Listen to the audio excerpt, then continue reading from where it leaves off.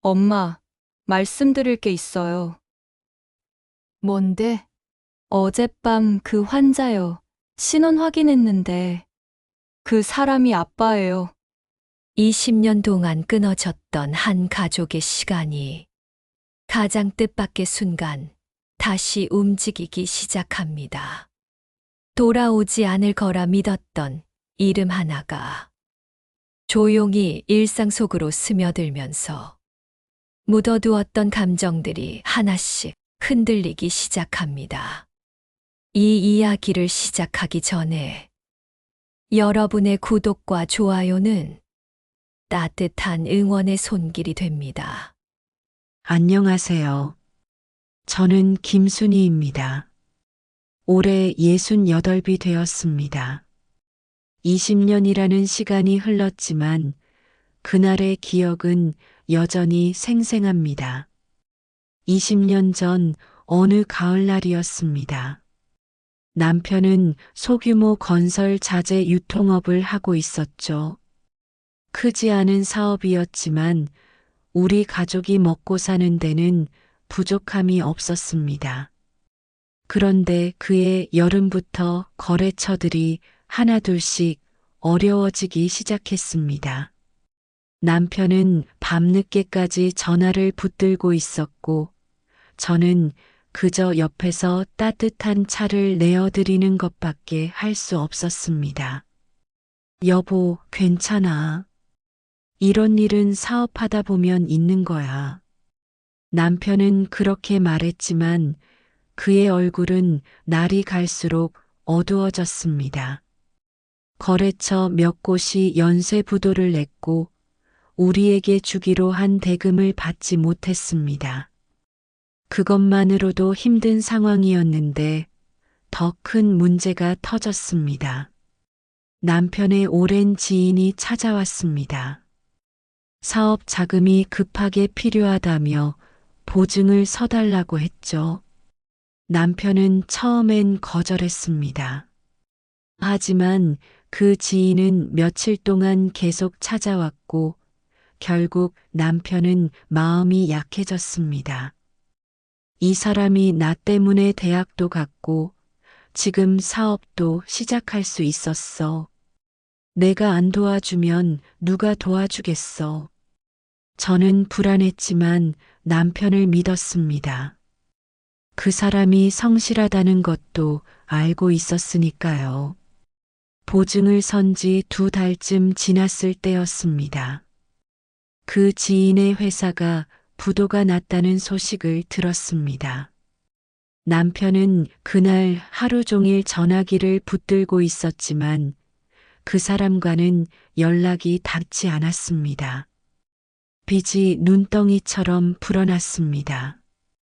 거래처 미수금에 보증비까지 떠안게 되니 감당할 수 없는 금액이 되었습니다. 채권자들의 독촉 전화가 하루에도 수십 통씩 걸려왔습니다. 남편은 집과 가게를 정리해야 한다고 했습니다. 순이야, 미안해. 내가 잘못 판단했어. 남편의 눈에는 눈물이 고여 있었습니다. 저는 그저 괜찮다고 함께 이겨내자고 말했습니다. 하지만 상황은 나아지지 않았습니다. 집을 팔아도 가게를 정리해도 빚을 다 갚을 수 없었습니다. 그러던 어느 날 아침이었습니다. 남편이 보이지 않았습니다.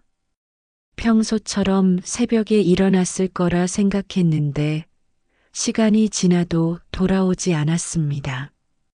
저녁이 되어서야 저는 깨달았습니다. 남편이 집을 나간 것이라고요. 옷장에는 옷 몇 벌이 사라져 있었고 책상 서랍은 비어 있었습니다. 편지도 메모도 없었습니다. 그 어떤 설명도 남기지 않은 채 사라진 겁니다. 저는 그날 밤 6살 딸아이를 재운 뒤 혼자 거실에 앉아 있었습니다. 분노가 치밀어 올랐습니다. 어떻게 이럴 수 있는지, 어떻게 가족을 버리고 떠날 수 있는지 이해할 수 없었습니다. 다음 날부터 채권자들의 방문이 시작되었습니다. 문을 두드리는 소리에 잠을 깼고 전화벨 소리에 하루를 시작했습니다. 저는 딸아이의 손을 꽉 잡고 그들 앞에 섰습니다. 남편이 어디 갔는지 저도 모릅니다. 하지만 빚은 제가 책임지겠습니다. 그렇게 말하고 나니 오히려 마음이 조금 편해졌습니다. 분노와 원망 속에서도 저는 선택을 해야 했습니다.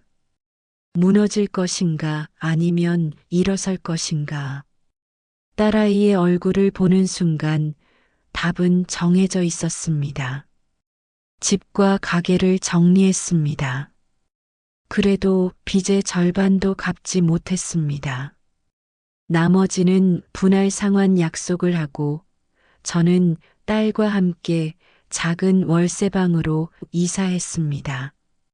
변두리 지역이었지만 학교가 가까워서 선택한 곳이었습니다. 엄마, 아빠는 언제 와요? 딸아이가 물었을 때 저는 대답할 수 없었습니다. 어떻게 설명해야 할지 몰랐습니다. 그저 아빠는 일 때문에 멀리 가셨다고 조금 있으면 온다고 거짓말을 했습니다. 하지만 아이는 시간이 지나면서 더 이상 아빠 이야기를 꺼내지 않았습니다. 저는 일자리를 찾아야 했습니다. 평생 집안일만 했던 제가 할 수 있는 일은 많지 않았습니다. 식당 주방 보조, 청소 일 가게 점원까지 닥치는 대로 일했습니다. 하루에 두세 곳을 오가며 일했지만 빚을 갚고 생활비를 쓰고 나면 손에 쥐어지는 돈은 얼마 되지 않았습니다. 몇 달이 지났을 무렵 저는 상가 건물에 비어있는 작은 점포를 발견했습니다. 보증금이 적게 드는 곳이었습니다. 제가 모아둔 돈으로 간신히 계약할 수 있는 금액이었죠. 저는 그곳에 작은 식당을 열기로 결심했습니다. 순희 씨, 이 나이에 장사가 쉽겠어요? 요즘 식당이 얼마나 많은데. 주변 사람들은 말렸습니다. 하지만 저는 해야만 했습니다. 남의 밑에서 일하는 것보다 제 식당을 운영하는 게 조금이라도 더 벌 수 있을 거라 생각했습니다. 식당 준비는 쉽지 않았습니다. 중고 집기를 구하고 메뉴를 정하고 재료 거래처를 알아보는 모든 과정을 혼자 했습니다. 딸아이는 학교를 마치고 돌아오면 식당 한쪽에 앉아 숙제를 했습니다. 그 모습을 볼 때마다 가슴이 아팠습니다. 식당을 연 지 한 달쯤 되었을 때였습니다. 손님이 거의 없었습니다. 하루 종일 가게 문을 열어두어도 5명도 안 들어올 때가 많았습니다. 재료비와 월세를 생각하면 눈앞이 캄캄했습니다. 그래도 저는 포기하지 않았습니다. 새벽 4시에 일어나 국물을 우리고 반찬을 만들고 손님을 기다렸습니다. 아줌마, 여기 반찬 맛있네요. 집밥 같아요. 어느 날 단골 손님 한 분이 그렇게 말씀하셨습니다. 그 한마디에 눈물이 날 뻔했습니다. 조금씩 소문이 나기 시작했습니다. 가격은 저렴하지만 정성스럽게 차린 밥상이라고요. 손님이 하나둘 늘어나기 시작했습니다. 하지만 주변의 시선은 여전히 따가웠습니다. 남편 없이 혼자 아이를 키우는 여자라는 소문이 돌았습니다. 어떤 사람들은 동정 어린 눈빛으로 바라봤고 어떤 사람들은 수군거렸습니다. 저는 그런 시선들을 애써 외면하며 일에만 집중했습니다.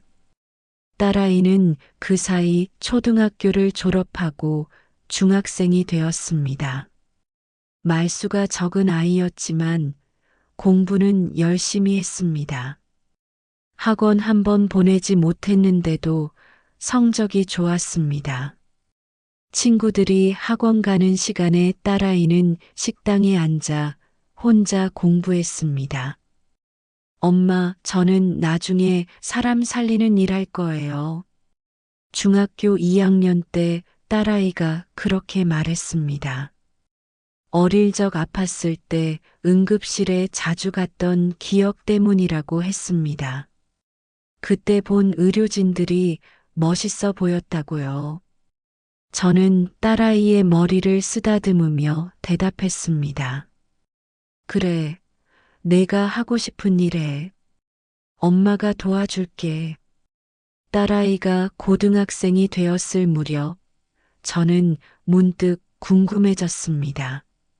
남편은 지금 어디서 무엇을 하고 있을까? 살아는 있는 걸까? 하지만 그런 생각이 들 때마다 저는 고개를 저었습니다. 알고 싶지 않았습니다. 아니, 알아서는 안 된다고 스스로를 다그쳤습니다. 딸아이는 응급구조학과에 진학했습니다. 학비를 마련하느라 제가 모아둔 돈을 모두 쏟아부었지만 아이가 원하는 길을 갈 수 있다는 게 기뻤습니다. 대학을 다니면서도 아이는 아르바이트를 했습니다. 말리는 저에게 아이는 이렇게 말했습니다. 엄마 혼자 힘들게 하시는데 제가 이것도 못하면 안 되죠. 그 말에 저는 아무 대답도 하지 못했습니다. 이 아이에게 아버지의 부재를 너무 크게 느끼게 한 건 아닌가 하는 생각이 들었습니다. 하지만 딸아이는 씩씩하게 자라주었습니다. 딸아이가 졸업하고 응급구조사로 일하기 시작한 지 2년쯤 지났을 때였습니다. 식당 건물에 문제가 생기기 시작했습니다. 건물이 오래되어서 곳곳에서 고장이 났습니다. 여름이면 누전 차단기가 자주 내려갔고 장마철이면 지하에서 물이 새어 올라왔습니다. 사장님, 이 건물 배선이 다 낡았어요. 제대로 점검 받으셔야 해요. 전기 점검 기사가 그렇게 말했습니다. 하지만 건물주는 비용 문제를 이유로 미루기만 했습니다. 저도 당장 급한 것만 고쳐가며 버텼습니다. 큰 공사를 하려면 한동안 가게 문을 닫아야 하는데 그럴 여유가 없었습니다. 그해 봄이었습니다. 새로운 전기 설비 기사가 정기 점검을 나왔습니다. 50대 후반쯤 되어 보이는 남자였습니다. 건물 관리인이 데리고 온 사람이었죠. 그는 말없이 건물 곳곳을 둘러보더니 지하 배전실까지 꼼꼼하게 확인했습니다. 여기 배선이 심각하네요. 장마철 되면 위험할 수 있어요. 그 기사는 건물 관리인에게 여러 번 보수를 권했습니다. 하지만 관리인은 건물주와 상의해 봐야 한다며 매번 미루었습니다. 이상한 점은 그 기사가 그 이후로도 자주 건물에 왔다는 겁니다. 점검 일정도 아닌데 들렀다가 가곤 했습니다. 또 오셨어요? 제가 물으면 그는 그저 고개만 끄덕이고 지하로 내려갔습니다. 말수가 적은 사람이었습니다. 가끔 식당 앞을 지나갈 때 안을 들여다보는 것 같았지만 들어오지는 않았습니다. 사장님, 저 아저씨 왜 자꾸 오는 거예요? 좀 이상하지 않아요? 종업원이 그렇게 물었습니다. 저도 약간 불편했습니다.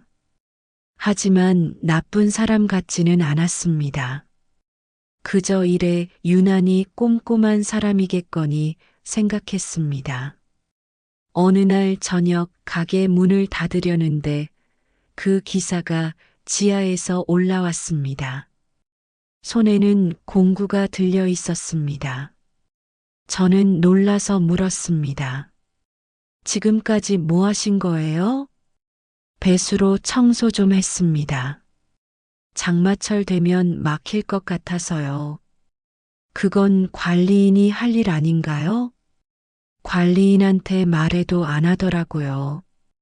그냥 제가 시간 날 때 조금씩 하는 겁니다. 이상했습니다. 자기 일도 아닌데 왜 그렇게까지 하는지 이해가 되지 않았습니다. 저는 불편한 마음에 물었습니다. 왜 그러시는 거예요? 혹시 저한테 무슨 부탁할 게 있으신 건가요? 그는 고개를 저었습니다. 그리고 아무 말 없이 공구를 챙겨 나갔습니다. 그의 뒷모습을 보는데 묘한 느낌이 들었습니다. 어디선가 본 듯한 익숙함이었습니다. 하지만 그게 뭔지 알 수 없었습니다. 그 후로도 그 기사는 계속 왔습니다. 어떤 날은 전기 차단 장치를 점검했고, 어떤 날은 지하 배수 시설을 확인했습니다. 건물 관리인조차 그의 지나친 꼼꼼함을 이상하게 여겼지만, 공짜로 해주는 일이니 말리지는 않았습니다. 저는 그럴 때마다 불편했습니다. 왜 이 사람은 자꾸 이 건물에 오는 걸까? 왜 자기 시간을 들여가며 남의 건물을 고치는 걸까? 하지만 물어볼 용기는 나지 않았습니다. 그저 마주칠 때마다 어색하게 고개만 끄덕였습니다. 장마철이 다가오고 있었습니다. 날씨 예보에서는 올해 강수량이 평년보다 많을 거라고 했습니다. 저는 가게 물건들을 조금씩 높은 곳으로 옮겨놓기 시작했습니다. 혹시 모를 침수에 대비해서였습니다. 그 기사도 그런 저를 보았는지 더 자주 건물을 찾았습니다. 지하 배수 펌프를 확인하고 전기 차단 장치가 제대로 작동하는지 여러 번 테스트했습니다. 그의 모습을 볼 때마다 저는 이상한 안도감을 느꼈습니다. 설명할 수 없는 감정이었습니다. 6월 말이 되자 장마가 시작되었습니다. 비가 며칠씩 계속 내렸습니다. 건물 지하에서는 습한 냄새가 올라왔고 식당 안도 눅눅해졌습니다. 저는 제습기를 틀어놓고 환기를 시켰지만 소용이 없었습니다. 그 기사는 비가 오는 날에도 건물에 왔습니다. 비를 흠뻑 맞은 채로 지하실로 내려갔다가 올라왔습니다. 저는 그의 모습이 안쓰러워 보였습니다. 비 오는데 왜 오세요? 위험하잖아요. 점검해야 할 게 있어서요. 짧게 대답하고는 다시 지하로 내려갔습니다. 그날 저는 따뜻한 차를 끓여서 지하 입구에 놓아두었습니다.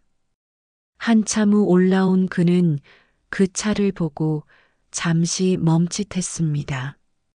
그리고 조용히 마셨습니다. 감사합니다. 그가 처음으로 제대로 된 말을 건넸습니다.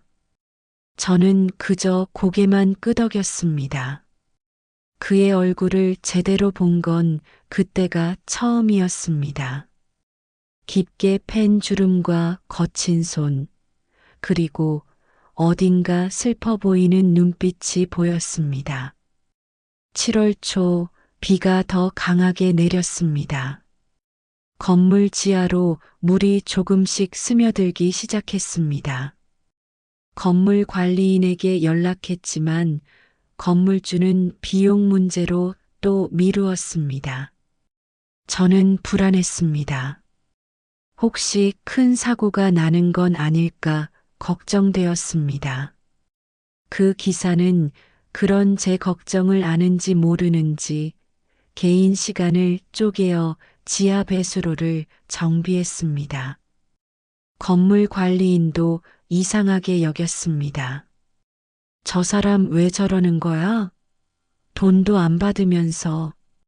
관리인이 중얼거렸지만 저는 대답하지 않았습니다. 저도 모르겠으니까요.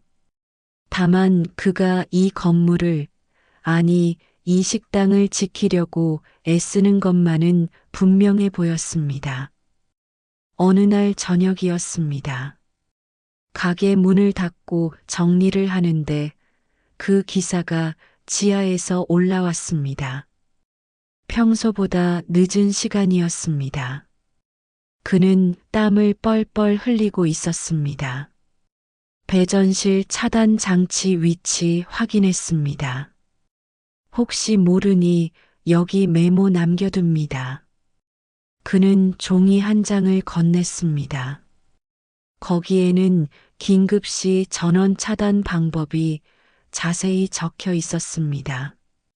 저는 그 종이를 받아들며 물었습니다. 왜 이렇게까지 하시는 거예요? 도대체 이유가 뭔가요? 그는 잠시 말이 없었습니다. 그리고 천천히 입을 열었습니다. 그냥 이 건물이 안전했으면 해서요. 그게 무슨 말씀이세요? 아무것도 아닙니다. 그냥 제 일이니까요. 그는 더 이상 말하지 않았습니다.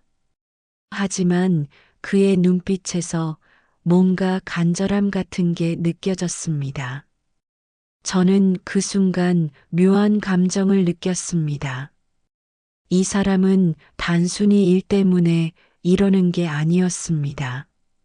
뭔가 다른 이유가 있었습니다. 며칠 후 딸아이가 식당에 들렀습니다. 근무를 마치고 잠깐 들른 거였습니다. 마침 그 기사가 건물 밖에서 배수구를 확인하고 있었습니다. 딸아이가 물었습니다. 엄마, 저 아저씨 누구예요? 전기 설비 기사래. 자꾸 와서 건물 점검한다고 하더라. 왜요? 나도 모르겠어. 그냥 이래 진짜 꼼꼼한 사람인가 봐. 딸아이는 그를 잠깐 보더니 고개를 갸웃했습니다. 그리고 곧 관심을 끊었습니다.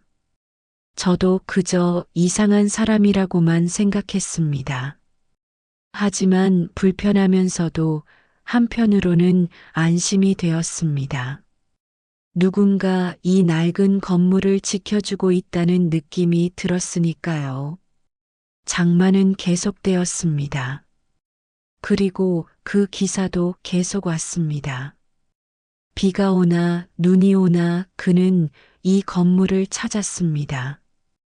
저는 그럴 때마다 차를 끓여 놓았습니다. 그것이 제가 할 수 있는 유일한 감사 표시였습니다. 말은 별로 나누지 않았지만 묘한 익숙함이 생겼습니다. 그가 오는 날이면 왠지 마음이 조금 편해졌습니다. 7월 셋째 주 주말이었습니다. 기상청에서는 기록적인 폭우가 예상된다고 경보를 냈습니다. 저는 가게 물건들을 최대한 높은 곳으로 옮겨 놓았습니다. 냉장고와 냉동고는 어쩔 수 없었지만 최소한 서류와 중요한 물건들은 안전한 곳에 두었습니다. 토요일 저녁부터 비가 쏟아지기 시작했습니다. 평소와는 다른 것엔 빗줄기였습니다. 천둥 소리가 건물을 흔들었고 번개가 하늘을 갈랐습니다. 저는 불안한 마음에 가게 문을 일찍 닫았습니다. 엄마, 괜찮아요? 집에 계세요. 딸아이가 전화를 했습니다. 응급구조사로 일하는 아이는 이런 날이면 비상대기조로 소방서에 있어야 했습니다. 저는 괜찮다고 대답했지만 사실 마음이 편치 않았습니다. 밤 10시가 넘어가자 비는 더욱 거세졌습니다. 빗소리에 다른 소리가 들리지 않을 정도였습니다. 저는 창밖을 내다보았습니다.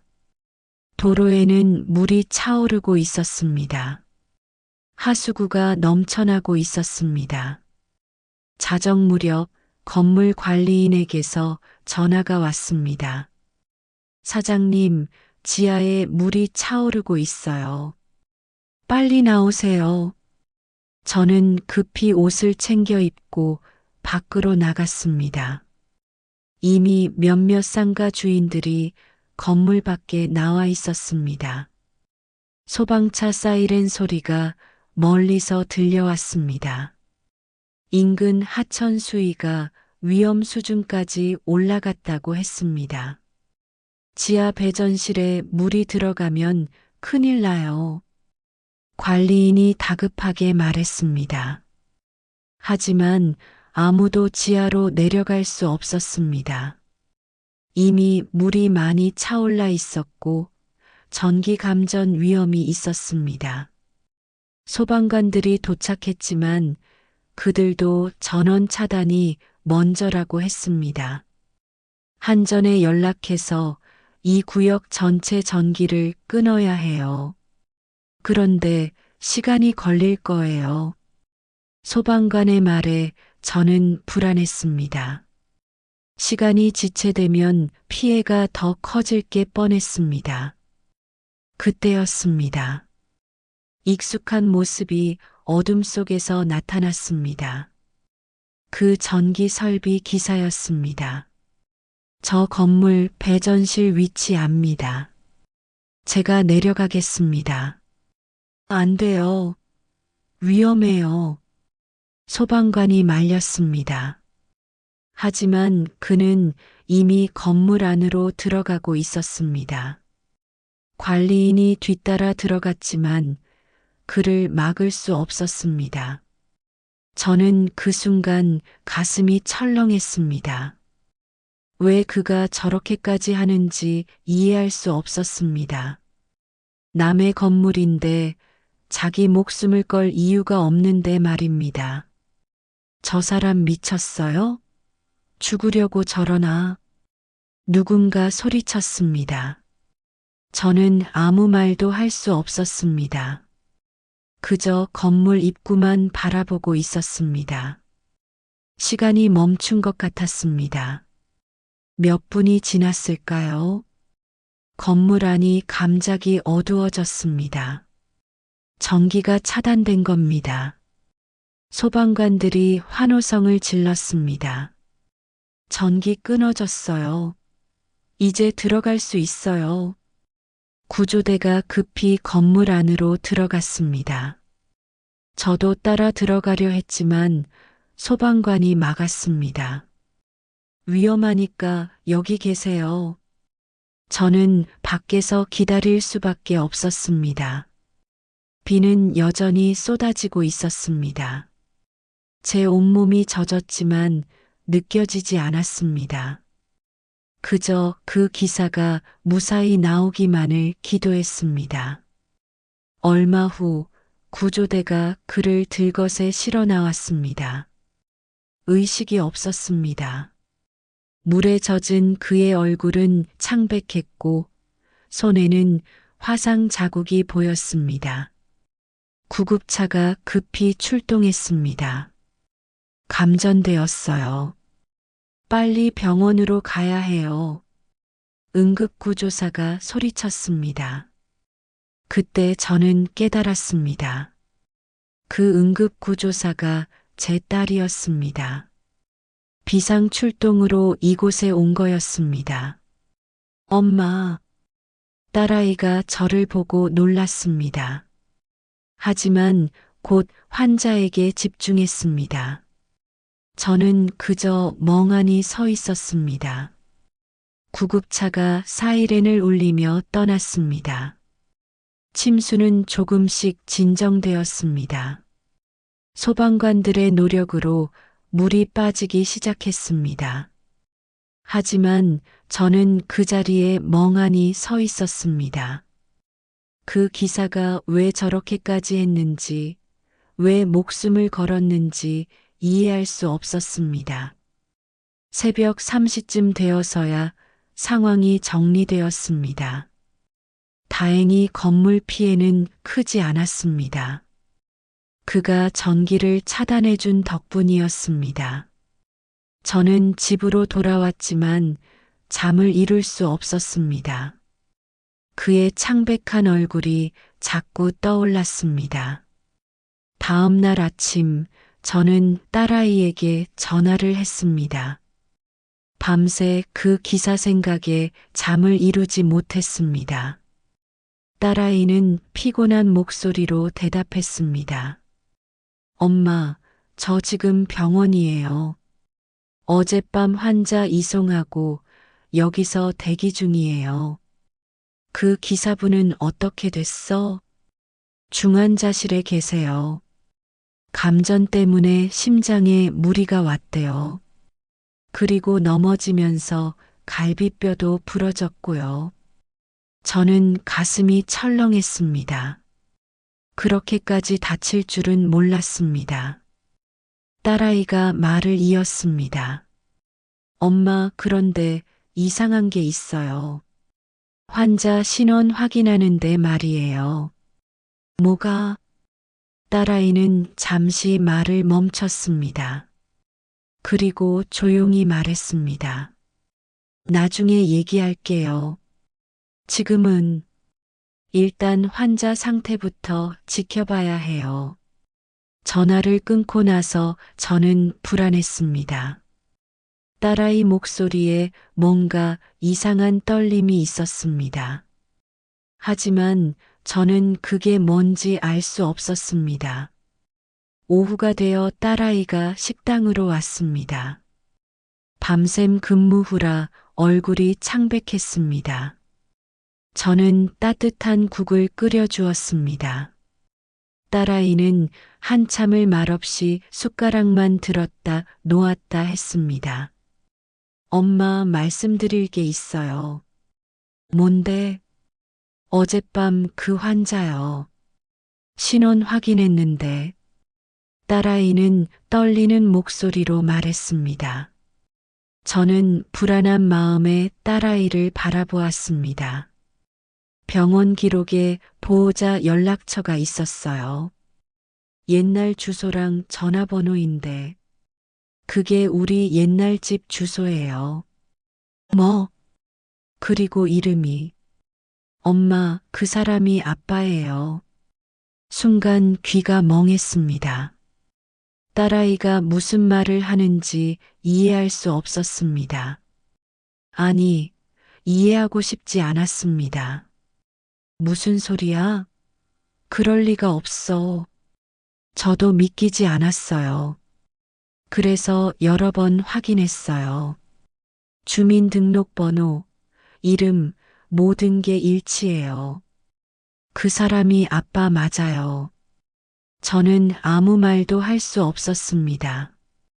20년 동안 소식 없던 남편이 그 전기 설비 기사였다는 게 믿기지 않았습니다. 그렇다면 그가 왜 그렇게 이 건물을, 이 식당을 지키려 했는지 이해가 되었습니다. 그 사람이 알고 있었던 거구나. 우리가 여기 있다는 걸. 엄마, 딸아이가 제 손을 잡았습니다. 저는 그제야 제가 떨고 있다는 걸 깨달았습니다. 분노와 혼란, 그리고 설명할 수 없는 감정들이 밀려왔습니다. 병원에 가봐야 해요, 엄마, 의사 선생님이 보호자 찾는다고 했어요. 저는 고개를 저었습니다. 가고 싶지 않았습니다. 20년 동안 우리를 버리고 떠난 사람을 이제 와서 만나고 싶지 않았습니다. 하지만 딸아이가 다시 말했습니다. 엄마, 그래도 가봐야 해요. 저 혼자서는 어떻게 해야 할지 모르겠어요. 결국 저는 병원에 갔습니다. 중환자실 앞에서 의사를 만났습니다. 의사는 환자 상태를 설명했습니다. 감전으로 인한 심장 부정맥이 있었지만 다행히 안정되었습니다. 갈비뼈 골절도 시간이 지나면 회복될 겁니다. 며칠 더 지켜봐야겠지만 생명에는 지장 없을 것 같습니다. 저는 안도했습니다. 아니, 안도하는 제 자신이 이상했습니다. 왜 저는 그 사람의 안전을 걱정하는 걸까요? 면회는 내일부터 가능합니다. 지금은 안정이 필요해서요. 의사가 떠나고 저와 딸아이는 중환자실 밖 의자에 앉았습니다. 말없이 앉아 있었습니다. 무슨 말을 해야 할지 몰랐습니다. 엄마, 저 궁금한 게 있어요. 뭔데? 엄마는 아빠한테 화났어요? 아니면 저는 대답할 수 없었습니다. 화가 나는지 슬픈지 원망스러운지 알 수 없었습니다. 그저 복잡한 감정들이 뒤엉켜 있었습니다. 밤이 되어 집으로 돌아왔습니다. 하지만 잠을 이룰 수 없었습니다. 그의 얼굴이 계속 떠올랐습니다. 지하로 내려가던 뒷모습이, 차를 마시던 모습이, 조용히 건물을 점검하던 모습이 자꾸 생각났습니다. 그는 20년 동안 어떻게 살았을까요? 왜 돌아오지 않았을까요? 그리고 왜 이렇게 몰래 우리 곁을 맴돌았을까요? 답을 알 수 없었습니다. 다음 날 아침 저는 병원에 갔습니다. 면회 시간이 되어 중환자실에 들어갔습니다. 침대에 누워있는 그를 보았습니다. 20년 만에 가까이서 보는 얼굴이었습니다. 많이 늙었습니다. 주름이 깊게 패였고 머리는 백발이 되었습니다. 하지만 여전히 그 사람이었습니다. 제 남편이었습니다. 저는 침대 옆 의자에 앉았습니다. 그리고 말없이 그를 바라보았습니다. 20년의 세월이 우리 사이에 흐르고 있었습니다. 사흘째 되던 날 그가 깨어났습니다. 병원에서 연락이 왔고 저는 딸아이와 함께 병원으로 갔습니다. 일반 병실로 옮겨진 그는 창밖을 바라보고 있었습니다. 문을 열고 들어서자 그가 고개를 돌렸습니다. 우리를 보는 순간 그의 얼굴이 굳었습니다. 놀람과 당혹스러움 그리고 미안함이 뒤섞인 표정이었습니다. 순이 20년 만에 듣는 제 이름이었습니다. 목소리도 많이 변했습니다. 더 낮고 쉰 목소리였습니다. 저는 아무 대답도 하지 않았습니다. 그저 병실 안으로 들어가 의자에 앉았습니다. 딸아이는 침대 발치에 섰습니다. 아버지를 처음 보는 거나 다름없었습니다. 6살 때 본 얼굴을 기억할 리 없으니까요. 세 사람은 한참을 말없이 있었습니다. 미안하다. 그가 먼저 입을 열었습니다. 저는 고개를 돌렸습니다.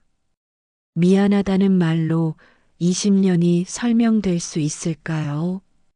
딸아이가 조용히 물었습니다. 왜 그렇게 하셨어요? 왜 우리 곁을 떠나셨어요? 겁이 났다. 너희들을 볼 용기가 없었어. 용기가 없어서 20년을 숨어 지내신 거예요? 딸아이 목소리에 떨림이 있었습니다. 그는 고개를 숙였습니다. 변명할 수 없다. 모든 게 내 잘못이야. 저는 그제야 입을 열었습니다. 언제부터 알았어요? 우리가 거기 있다는 걸. 3년 전쯤 우연히 알게 됐어. 그 동네 일 나갔다가. 그래서 계속 온 거예요? 건물 점검한다면서. 그냥 멀리서라도 보고 싶었어. 너희가 무사한지 확인하고 싶었고. 저는 웃음이 나왔습니다. 비웃음이었습니다. 참 이상하네요. 20년 전에는 우리 얼굴 보기 싫어서 떠나놓고 이제 와서 보고 싶었다니. 순이야. 그리고 어젯밤엔 왜 그랬어요? 왜 목숨까지 걸었어요? 그는 한참을 말이 없었습니다. 그리고 천천히 대답했습니다. 그 안에 너희가 있을 수도 있었으니까. 혹시라도 다칠까봐. 우린 없었어요. 이미 밖으로 나와 있었어요.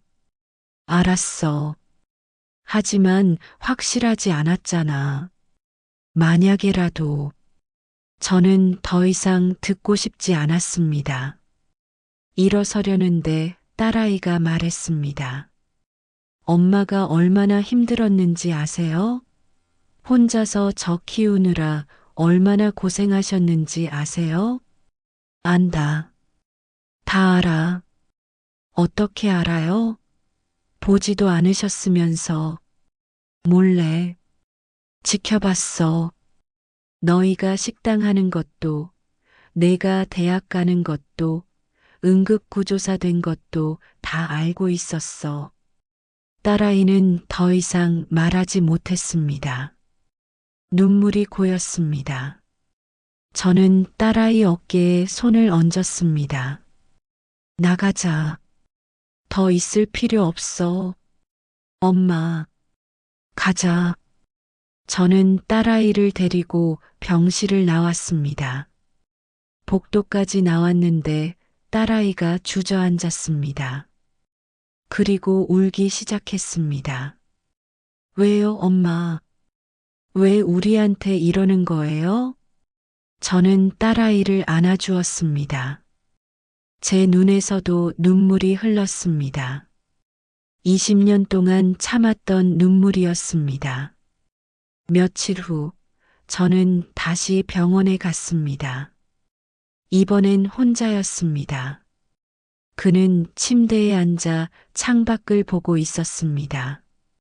퇴원은 언제 해요? 제 목소리에 그가 놀라 돌아봤습니다. 모레쯤 의사가 그러더라고. 퇴원하면 어디 갈 건데요? 원룸 하나 얻어놨어. 그리 멀지 않은 곳에. 왜 또 그 근처에요? 그는 대답하지 않았습니다. 저도 더 묻지 않았습니다. 이미 답을 알고 있었으니까요. 빚은 다 갚았어요? 몇 년 전에 다 갚았어. 그럼 왜 안 왔어요? 왜 계속 숨어 지냈어요? 돌아갈 자격이 없다고 생각했어. 너희한테 용서받을 수 없을 거라고. 저는 한참을 그를 바라보았습니다. 그리고 조용히 말했습니다. 맞아요. 용서 못해요. 아마 평생. 그가 고개를 숙였습니다. 저는 말을 이었습니다. 하지만 당신이 우릴 지켜준 것도 사실이에요. 어젯밤에. 그건 당연한 거였어. 당연한 게 어딨어요. 남의 건물인데. 저는 일어섰습니다. 그리고 병실을 나가려다 문 앞에서 멈췄습니다. 퇴원하면 식당으로 와요. 밥이라도 먹고 가요. 그리고 저는 병실을 나왔습니다. 왜 그런 말을 했는지 저도 모르겠습니다. 그저 그래야 할 것 같았습니다. 퇴원 다음 날 저녁 그가 식당에 왔습니다. 문을 열고 들어서는 그의 모습은 어색했습니다. 손님들이 거의 없는 시간이었습니다. 저는 그를 구석 자리로 안내했습니다. 뭐 드실래요? 아무거나. 저는 주방으로 들어가 국과 반찬을 차렸습니다. 평소 손님들에게 내는 것보다 조금 더 정성을 들였습니다. 왜 그랬는지는 저도 모르겠습니다. 밥상을 내오자 그는 한참을 바라만 보았습니다. 그리고 조용히 숟가락을 들었습니다. 한 숟가락 떠서 입에 넣더니 멈췄습니다. 눈가가 붉어졌습니다. 맛이 똑같네. 20년 전이나 지금이나 제 손맛은 그대로예요. 그는 더 이상 말하지 않고 밥을 먹었습니다. 저는 맞은편에 앉아 차를 마셨습니다. 어색한 침묵이 흘렀지만 불편하지만은 않았습니다. 앞으로 어떻게 할 거예요? 제 질문에 그가 고개를 들었습니다. 계속 일하면서 그냥 살아갈 거야. 또 숨어서? 아니, 이젠 숨지 않을게. 그냥 조금 떨어진 곳에서. 저는 고개를 끄덕였습니다. 그게 맞는 것 같았습니다. 함께 살 수는 없지만 그렇다고 완전히 밀어낼 수도 없었습니다. 그날 이후 그는 일주일에 한두 번씩 식당에 왔습니다. 주로 문 닫을 시간쯤이었습니다. 저는 그에게 밥을 차려주었고 그는 말없이 먹고 갔습니다. 손님과 주인 같기도 하고 낯선 가족 같기도 한 관계였습니다. 어느 날 딸아이가 퇴근길에 식당에 들렀습니다. 마침 그도 와 있었습니다. 딸아이는 잠시 멈칫했지만 곧 자리에 앉았습니다. 밥 먹었어? 제 질문에 딸아이가 고개를 저었습니다. 저는 밥을 더 차렸습니다. 세 사람이 같은 공간에 앉아 밥을 먹었습니다. 대화는 거의 없었지만 그 시간이 나쁘지 않았습니다. 오늘 응급 출동 많았어?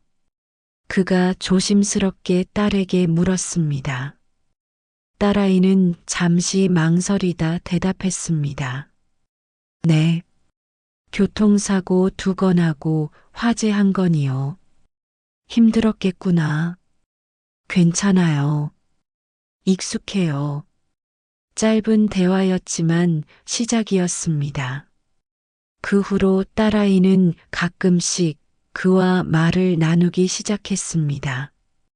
여전히 어색했지만 조금씩 거리가 좁혀지고 있었습니다. 석 달쯤 지났을 때였습니다. 그가 식당 앞 가로등을 고쳐주었습니다. 오랫동안 고장 나 있던 거였는데 어느 날 보니 새 것처럼 밝아져 있었습니다. 당신이 고친 거예요? 그냥 지나가다가. 고맙네요. 별 말씀을. 그는 여전히 말수가 적었습니다. 하지만 행동으로 보여주었습니다. 식당 문짝 삐걱거리는 것도 고쳐주고 겨울 되기 전에 보일러도 점검해 주었습니다. 저는 그럴 때마다 밥을 차려주었습니다. 어느 추운 겨울날이었습니다. 딸아이가 야간 근무를 마치고 식당에 들렀습니다. 그도 마침 와 있었습니다. 저는 세 사람 앞에 따끈한 국을 내놓았습니다. 엄마, 맛있어요. 아빠도 드세요. 딸아이가 자연스럽게 말했습니다. 아빠라는 호칭에 그가 멈칫했습니다. 저도 놀랐습니다. 딸아이는 그저 담담하게 밥을 먹었습니다. 그날 밤 세 사람은 말없이 같은 식탁에 앉아 밥을 먹었습니다. 예전처럼 완전한 가족은 아니었습니다. 하지만 완전히 남이지도 않았습니다. 20년의 시간이 쉽게 지워지지는 않을 겁니다. 용서도 쉽지 않을 겁니다. 하지만 우리는 같은 시간을 다시 공유하기 시작했습니다. 저는 여전히 혼자 식당을 운영합니다. 그는 여전히 조금 떨어진 곳에서 삽니다. 딸아이는 여전히 응급구조사로 바쁘게 살아갑니다. 하지만 이제 우리는 일주일에 몇 번씩 같은 식탁에 앉습니다. 특별한 합의가 있었던 건 아닙니다. 그저 자연스럽게 그렇게 되었습니다. 단절되었던 20년의 시간은 그렇게 조용히 이어지기 시작했습니다. 완전한 회복은 아닐지 몰라도 새로운 시작은 되었습니다. 그것으로 충분했습니다. 20년의 공백은 하루아침에 메워지지 않습니다. 하지만 같은 공간에서 하루를 마무리하는 것, 그 작은 반복이 가족을 다시 이어붙이기 시작했습니다. 완전한 용서보다 먼저 찾아온 것은 다시 함께 살아가려는 조용한 선택이었습니다. 이 이야기가 마음에 남으셨다면 구독과 좋아요로 함께 해주세요. 삶의 끝자락에서 다시 시작되는 인연과 선택의 이야기를 앞으로도 계속 전해드리겠습니다.